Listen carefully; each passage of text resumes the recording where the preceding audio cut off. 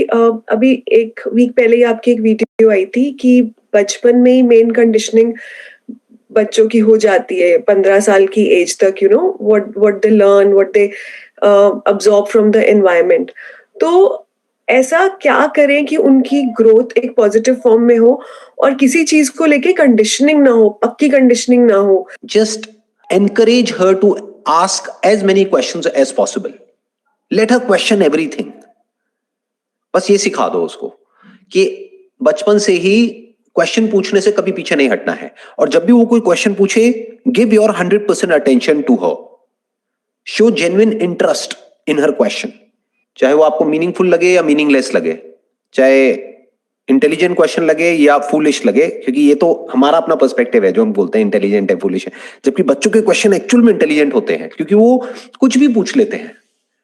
हमारे तो pre conceive notions होते हैं, जैसे ही कोई कुछ पूछता है एकदम से वहां से आंसर निकल करके आ जाता है, बट बच्चे किसी भी चीज को क्वेश्चन कर सकते हैं. So let her question anything and everything, जो भी उसके माइंड में आता है, और कभी भी उसके क्वेश्चन से भागना नहीं है. यानी कुछ भी पूछती है, अभी तो बहुत छोटी है आपकी जो डॉटर है, she is just 3 years old, but जैसे जैसे वो बड़ी होगी वो सब कुछ पूछेगी आपसे, एक एक चीज पूछेगी.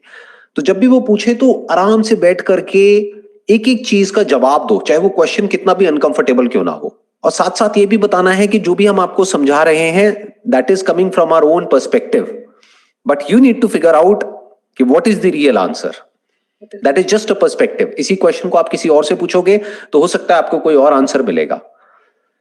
तो वेरी गुड, मतलब जब भी वो क्वेश्चन पूछे तो अप्रिशिएट करो उसको. ये बिल्कुल उसका ऑपोजिट है जो यहाँ पे इंडिया में स्कूल्स में होता है कि जब क्वेश्चन पूछते हैं तो मार पड़ती है. टीचर कहती है कि आपको क्वेश्चन पूछने के लिए नहीं बिठाया हुआ इस क्लासरूम में, आंसर देने के लिए बिठाया हुआ है. कायदे से क्या करना चाहिए कि टीचर को आंसर देना चाहिए, तभी उसको टीचर कहेंगे, तभी गुरु कहेंगे, और जो स्टूडेंट है उनको क्वेश्चन पूछना चाहिए. जबकि अगर देखा जाए तो हमारे एजुकेशन सिस्टम में इसका एग्जैक्ट ऑपोजिट होता है. टीचर क्वेश्चन पूछता है, या जो एजुकेशन सिस्टम है वो क्वेश्चन पूछता है बच्चों से, और बच्चों का काम है आंसर देना. इसको कंडीशनिंग बोलते हैं. So let her ask anything and everything. Let her put a question mark even on your strongest beliefs for that matter. जो भी आप कर रहे हो, मान लो घर में एक पूजा कर रहे हो, कोई दिवाली के टाइम पे या ऐसे करके कुछ भी, तो वो पूछेगी ये क्यों कर रहे हो, वो क्यों कर रहे हो. अगर आंसर नहीं है तो आंसर ढूंढो और उसको बताओ, और नहीं है तो हम्बली एक्सेप्ट करो कि बेटा मेरे को नहीं पता है, बट मैं पूरी कोशिश करूंगी तुम्हारे इस क्वेश्चन का आंसर देने के लिए. इससे ही एक रिलेटेड दूसरा क्वेश्चन है. मैंने कहीं पढ़ा था कि बच्चे, आप उनको जो बोलते हो वो नहीं समझते, बट आप जो करते हो वो सीखते हैं.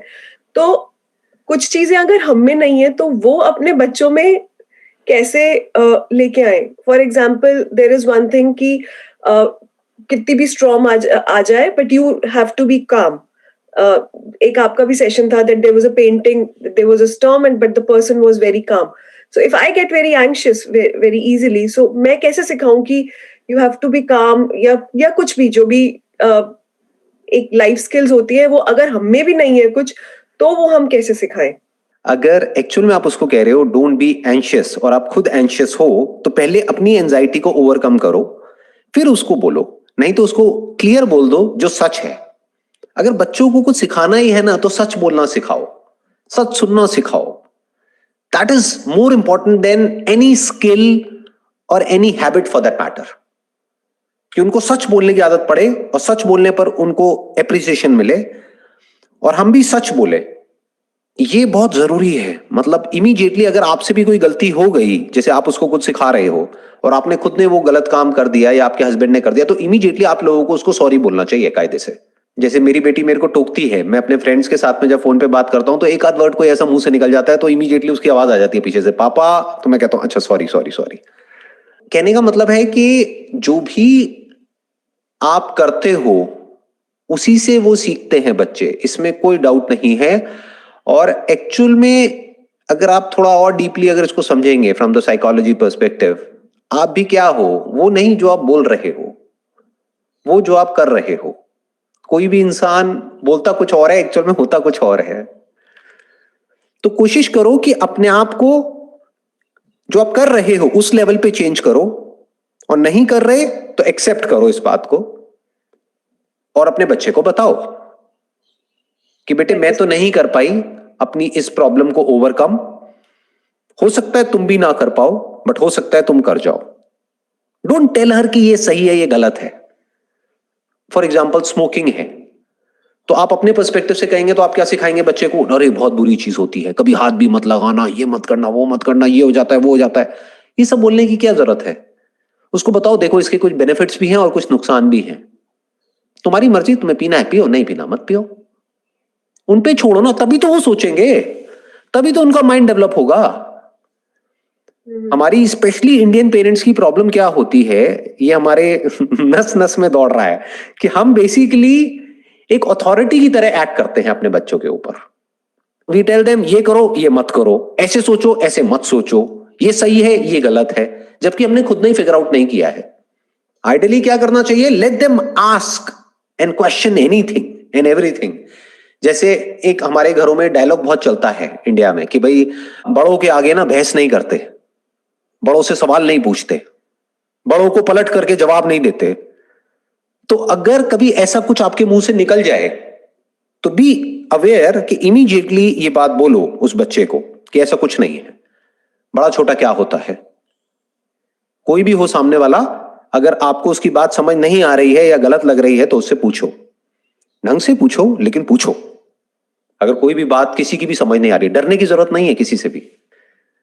कोई भी है कुछ भी ऐसा कह रहा है जो तुम्हें समझ नहीं आता है तो पूछो, आस्क एवरीथिंग। कभी कभी जैसे हम उसे ऐसे ही बोल देते हैं सिली, तो वो भी हमको हमारी गलती पे बोल देती है silly mumma. So right, because of our conditioning एक बार को सुन के लगता है what, but then what you are saying goes with that. एक एक लास्ट चीज और, जैसे एक वो कहा जाता है कि बच्चों को सब कुछ मत दो, उनको स्ट्रगल करने की आदत होनी चाहिए, सब कुछ मत दो। मुझे ऐसा लगता है कि मेरा perspective, I don't know it's right और रॉन्ग, कि जब हम कर सकते हैं तो हम क्यों ना करें। जस्ट बिकॉज उनको कल को स्ट्रगल करना पड़ेगा, हम उन्हें आज ही स्ट्रगल करने दें कि हम भी तुम्हें नहीं देंगे, तुम स्ट्रगल करो, क्योंकि हो तुम्हें आगे के स्ट्रगल के लिए रेडी रहना है।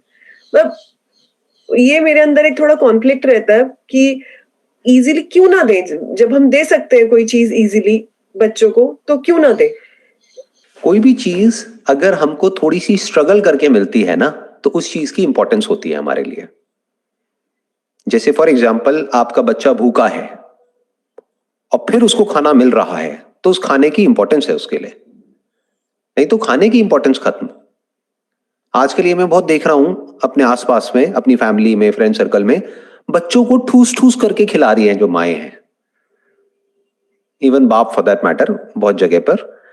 अब क्या होता है कि बच्चा टीवी देख रहा है, टीवी में कुछ लगा दिया है या लैपटॉप में या मोबाइल में, ताकि बच्चे का ध्यान वहां लगा रहे, और बस खिलाना है उसको किसी तरीके से।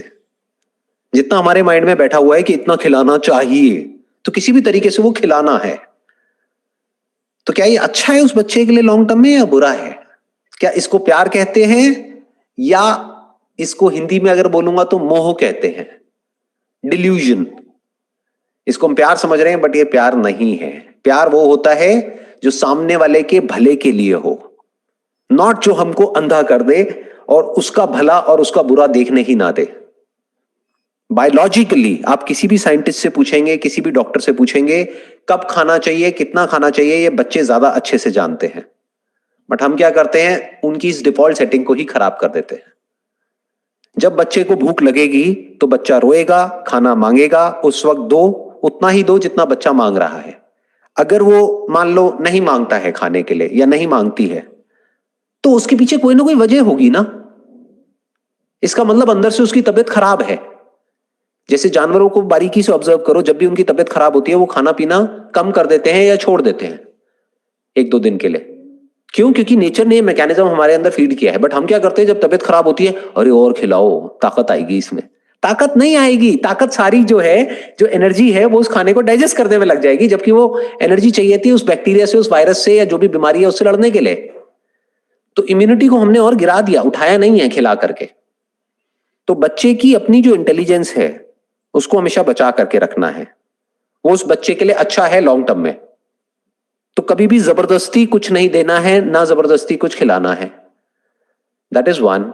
टू, कि अब कोई बच्चा जिसके लिए खिलौने की इंपॉर्टेंस है, उसकी लाइफ बेटर है, या ऐसा कोई बच्चा जिसके लिए खिलौनों की कोई इंपॉर्टेंस ही नहीं है, जो खिलौनों से बोर हो गया है? उस बच्चे की लाइफ में बचा क्या? सोचो, एक बच्चे के पास में खिलौने ही तो हैं।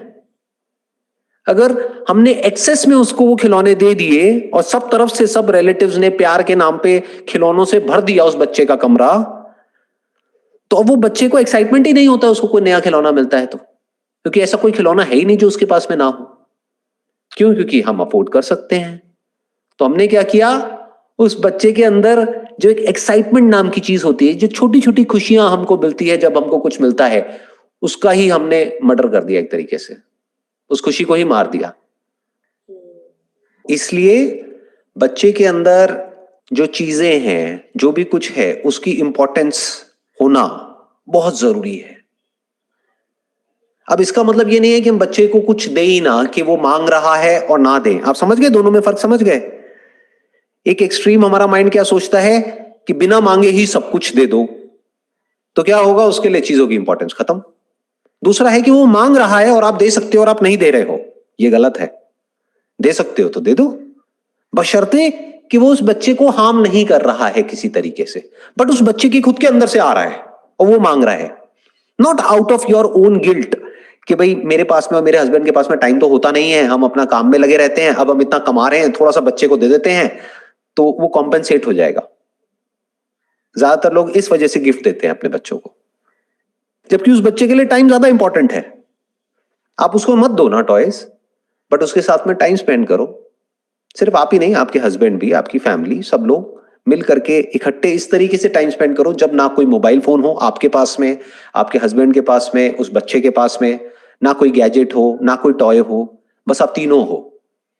कुछ दिन इस तरीके से स्पेंड करके देखो, वो बेटर है या ये खिलौने बेटर हैं, चीजें बेटर हैं। ऐसे हमको समझना होता है from the stand point of a parent who is genuinely loving, who is genuinely caring for the child, कि उनको एक्चुअल में दे आर कंसर्न कि इस बच्चे का फ्यूचर अच्छा होना चाहिए। उसके लिए अगर मैं भी बुरी बनती हूं तो कोई बात नहीं, मैं बनने को तैयार हूं। फॉर एग्जाम्पल, आज की डेट में क्या हो गया है, अभी तो आपकी बच्ची बहुत छोटी है, जैसे जैसे बड़ी होगी ना, आप देखोगे बहुत सारी वीडियो गेम्स आ गई हैं बच्चों के लिए। उसमें क्या होता है, वर्चुअल बक्स होते हैं। जैसे पैसा होता है ऐसे ही वर्चुअल मनी होता है जो उनको खरीदना होता है, तो वो उसको खरीदते हैं, फिर उससे चीजें खरीदते हैं। अब उसके लिए वो बच्चे जिद करेंगे, अब मुझे इतने बक्स दिला दो, और उसकी अपर लिमिट कोई नहीं है। आप उनको 1000 दिलाओ, 2000 दिलाओ, 10,000 दिलाओ, सब 1 मिनट में उड़ा देंगे, क्योंकि साइड बाय साइड वो अपने कुछ यूट्यूबर्स की वीडियोस देख रहे होंगे जो वो गेम खेल रहे होंगे, और उसमें वो दिखा रहे होंगे, देखो I have spent $1 million on this this this this. तो उसकी कोई लिमिट ही नहीं है। इनफैक्ट जहां तक आप कमा रहे हो उससे बहुत ज्यादा वो बच्चा खर्चने के लिए तैयार बैठा है। अब क्या करोगे उस वक्त, सोचो। अब सही डिसीजन क्या होना चाहिए? अगर आपने ये आदत डाल दी उस बच्चे की कि बिना मांगे सब कुछ मिल जाता है, तो जब आप उसको मना करोगे उसके लिए, तो क्या वो बच्चा समझेगा? इसलिए कई बार बच्चे को ना सुनने की भी आदत होनी चाहिए, बहुत जरूरी है ये। आप दिला सकते हो, बट आप फिर भी नहीं दिला रहे हो, just to break that chain of yes, कि बीच में एक नो आया। उस चेन को ब्रेक करना बहुत जरूरी होता है ताकि बच्चे को ना सुनने की आदत हो। नहीं तो जब वो बच्चा बड़ा हो जाएगा और फिर किसी भी चीज के लिए आपने मना किया तो वो रिवोल्ट करेगा और वो बच्चा आप ही के अगेंस्ट हो जाएगा। वो प्यार नहीं करेगा, वो नफरत करेगा। क्यों? क्योंकि उसको आदत ही नहीं है ना सुनने की। तो इसका क्या सोल्यूशन है? जैसे जैसे बच्चा बड़ा होगा उसकी पॉकेट मनी शुरू कर दो, तो उससे क्या होगा, उसको पैसे की इंपॉर्टेंस भी समझ आएगी। उतना ही दो जितना जरूरी है उस एज के लिए, उतना नहीं जितना आप अफोर्ड कर सकते हो सकता है आप महीने का, आप और आपके हस्बैंड मिल करके मान लो 5 लाख रुपए महीने का कमाते हैं। अब बच्चे को आप 50,000 दे सकते हैं क्या? एक 6-7 साल के बच्चे के लिए 50,000 रुपए महीना अच्छा है? नहीं ना। तो उसके लिए उतना ही दो जितना जरूरी है, मान लो 2,000 रुपए महीना, जिससे कि उसको अपना सब कुछ मैनेज करना है। अब वो अपने टॉयज भी इसी में से लेगा बच्चा, अपने जो बक्स खरीदने हैं ऑनलाइन ये भी उसी में से लेगा, जो भी कुछ करना है इसी में से होगा। इसके अलावा 1 रुपए भी और नहीं मिलेगा। बाकी हाँ, जब कोई फंक्शन है, ये है, वो है, कुछ है घर में, तो वहां से थोड़ा बहुत पैसा आ गया कर गया, उसकी भी इंपॉर्टेंस उस बच्चे को समझ आएगी। उसको जोड़ने दो ना पैसे को।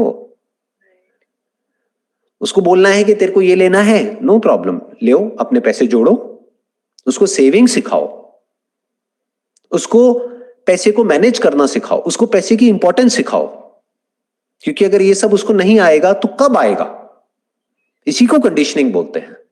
इसीलिए मैं कहूंगा कि जो मिडिल क्लास में जो कंडीशनिंग होती है, I am basically from a middle class background, जो कंडीशनिंग होती है पैसे को लेकर के, वो एक मायने में बुरी होती है, लेकिन एक मायने में बहुत अच्छी होती है।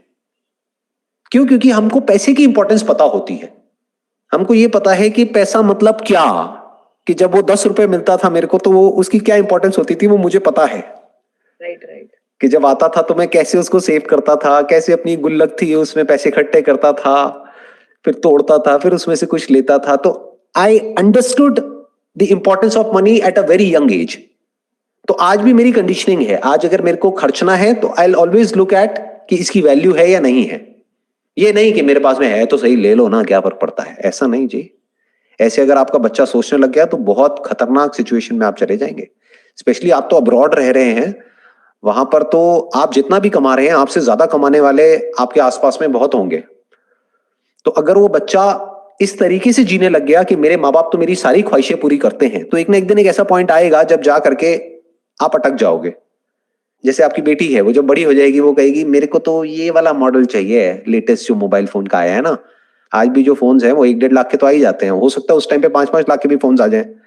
तो उसके दोस्तों के पास में हो, अब वो आएंगे आपके पास में, अब वो आएगी आपके पास में, मेरे को ये 5 लाख का फोन चाहिए। प्लस वो आएगी कहेगी मेरी फ्रेंड के पास में ये वाले शूज हैं, एलवी के शूज हैं, मुझे भी चाहिए। तो कहीं तो ना बोलना पड़ेगा ना। तो उसको ना सुनने की ये जो आदत है, ये अभी से डालनी पड़ेगी, तभी आगे जाकर के उसको बहुत बेनिफिट होगा लाइफ में।